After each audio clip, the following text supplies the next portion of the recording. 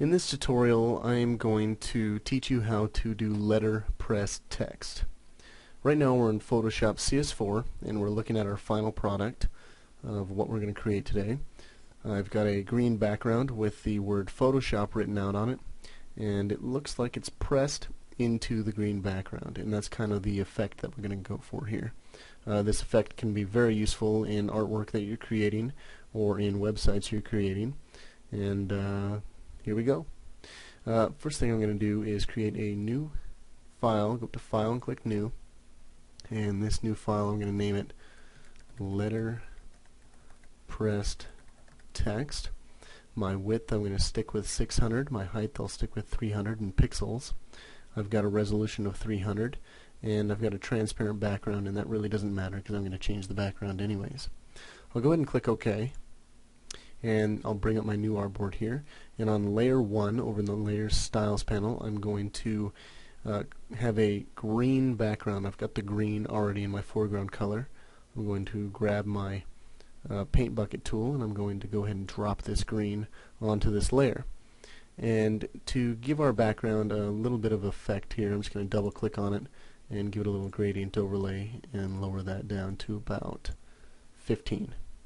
That gives us a nice little gradient overlay. It looks a little bit nicer. Go ahead and click OK. It's not necessary, but it just looks nicer for this tutorial. Next thing I want to do is grab my text tool, and that's over on the left hand side in the toolbar.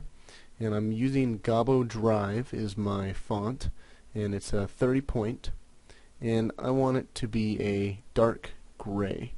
And so I'm here on 28, 28, 28 for my hexadecimal color. I'm going to go ahead and click OK. I'm going to click onto my screen to create a new layer, and I'm going to go ahead and type out Photoshop. Once I get that out there, I'm going to commit to that, and I'm going to just move this Photoshop towards the center here. And as you can see on our green background, we've got Photoshop out here, and it's just kind of a plain, boring Photoshop just written out sitting on top of this green layer. Well, let's make it pressed into this green layer by double-clicking on our Photoshop layer.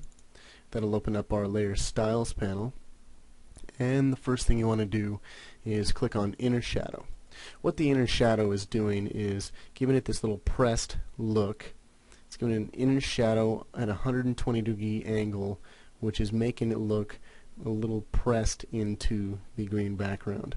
We're going to want to change a couple features on here.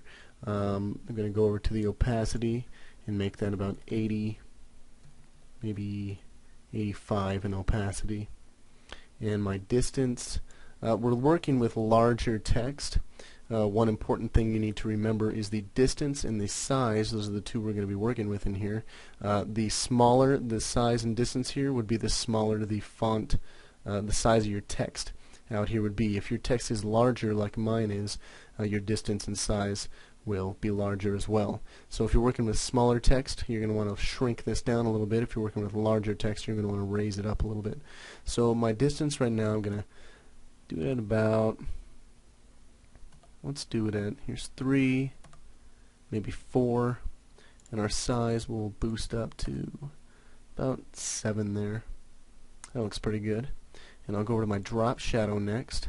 And the drop shadow, what it's going to do, it's not actually going to create a shadow behind our text, because we don't want that. We want it to look like it's pressed in the text and not lifted off of it. But we're actually going to create some kind of a little bevel on the outside of our text to make it look like it's pressed in smoothly with little rounded edges.